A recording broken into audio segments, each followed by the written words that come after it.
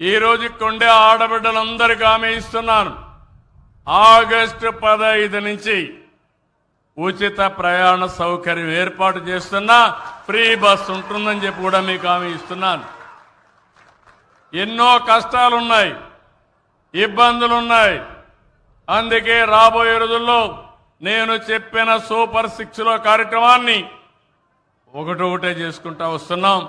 నేను చాలాసార్లు మీకు ఒక విషయం చెప్పాను.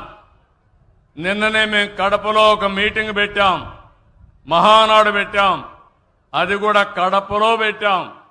కడపలో పెడితే నా జీవితంలో ఎప్పుడూ రానటువంటి స్పందన చూశాను.